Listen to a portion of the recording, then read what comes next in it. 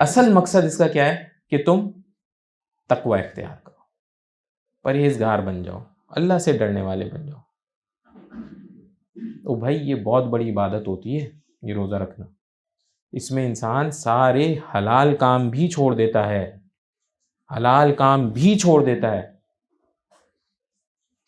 یہ بڑی بات ہے حلال کام چھوڑنا، کھانا چھوڑ دیا، پانی پینا چھوڑ دیا، اللہ اکبر۔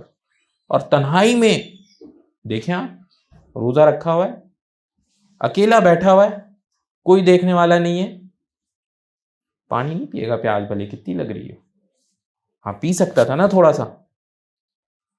ہم سارے لوگ یہاں بیٹھے ہیں، وہ حضرات جتنے بھی ہیں وہ انہوں نے روزے تو رکھے ہیں نا الحمدللہ زندگی میں، تو ان کو یہ بات اچھی طرح پتہ ہے کہ نہیں میں نے پانی نہیں پینا، نہیں میں نے کھانا نہیں کھانا۔ تو حلال چیزیں چھوڑنے کی طاقت آ جاتی ہے۔ ایسا بندہ تو کیا حرام کے پاس جائے گا؟ جس کو حلال چھوڑنے پہ اللہ تعالیٰ نے اتنی قوت عطا فرما دی ہو، حرام سے تو دور بھاگے گا،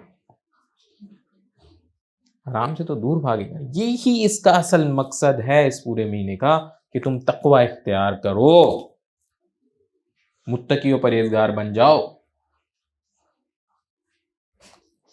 پورا ایک مہینہ ساتھ جوڑ کر ہے۔ تو چنانچہ انگریز بھی ریسنٹ ابھی انہوں نے ایک ہیبٹ کی کتاب اس کو پڑھ رہے تھے، تو اس میں انہوں نے ریسرچ کی، انہوں نے کہا کہ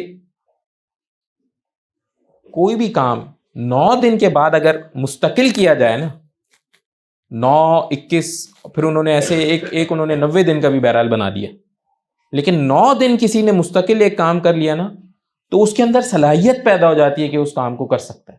لیکن اگر 9 دن سے کم ہے نا کسی بھی صورت، تو وہ ضروری نہیں ہے کہ وہ کر پائے، وہ چھوٹ جائے گی پھر۔ یعنی 4 دن کیا، 5 دن کیا تو ضروری نہیں اب 6 دن بھی کرے، 7ویں 8ویں دن بھی کرے۔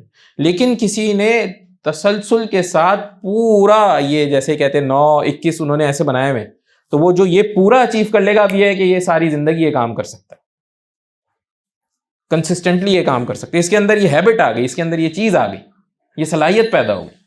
آج سے 1450 سال پہلے کے آس پاس اللہ سبحانہ تعالیٰ نے یہ حکم ہمیں عطا فرما دیا کہ ایک ساتھ اتنے دن کنسسٹنٹلی روزے رکھنے، تمہارے اندر صلاحیت پیدا ہو جائے گی۔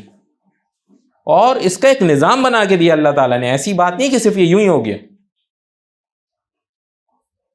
چنانچہ روایات میں آتا ہے، ایک حدیث انشاءاللہ آگے بھی میں آپ لوگوں کے سامنے پیش کروں گا، کہ اللہ سبحانہ تعالیٰ اس مہینے میں بڑے بڑے شیاطین کو زنجیروں سے قید کر لیتے ہیں تاکہ تمہیں ڈسٹربنس بھی نہ ہو اور ہیبٹ بن جائے تمہاری، تم کنسسٹنٹ ہو جاؤ، برائیوں کو چھوڑنے والے ہو جاؤ، نیکیوں پہ چلنے والے ہو جاؤ۔ اس کا پورا نظام بھی بنا کے دیتے ہیں۔ اور پھر کرم اللہ تعالیٰ کا اور کیا ہوتا ہے اس کے اوپر، ارد گرد کا پورا ماحول ایسا کر دیتے ہیں، تو سارے کے سارے روزہ رکھ رہے، تو سارے کے سارے گناہوں سے بچے ہوئے، تو سارے کے سارے نیکیوں میں لگے ہوئے۔ کوئی بہانہ ڈھونڈ رہا ہے، کوئی بہانہ، کوئی قرآن اٹھا کے پڑھ رہا ہے، کوئی کچھ کر رہا ہے، کوئی کچھ کر رہا ہے۔ تو انوائرمنٹ بھی بنا دی۔ اب اگر ایک بندے کو اکیلے کرنا ہوتا تو بھلے یہ پھر ایک مشکل کام تھا، میں آج کرتا، 1 مہینے بعد آپ شروع کرتے تو میں ادھر ادھر ہوا ہوتا۔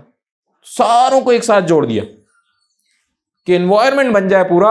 اب یہ لوگ محنت کریں، اور اب یہ لوگ ابھی بھی دیکھیں نا، آپ امتحان ہوتا ہے اسکولوں میں، کالج میں، یونیورسٹیز میں، ایک ساتھ ہوتا ہے، اور بچوں کا حال دیکھا کریں، پیپر آنے والے ہو گئے جی، پیپر ٹائم ہو گیا، اپنا ساری زندگی ہم نے گزاری ہے، 1 مہینے پہلے لگ پتہ جاتا ہے وہ پیپر آنے والے ہیں بھائی، تو ایفرٹ کرتے ہیں، جان مارتے ہیں اس کے اوپر۔ کیا خیال ہے مفتی صاحب؟ نہیں؟ تو یہ اللہ سبحانہ تعالیٰ نے یہ پورا ماحول بنا کے اور ساری چیز کر کے دے دی، اب کہ تم اس میں ایفرٹ کر لو اور یہ تمہارے لیے نفع بخش ہو جائے گا۔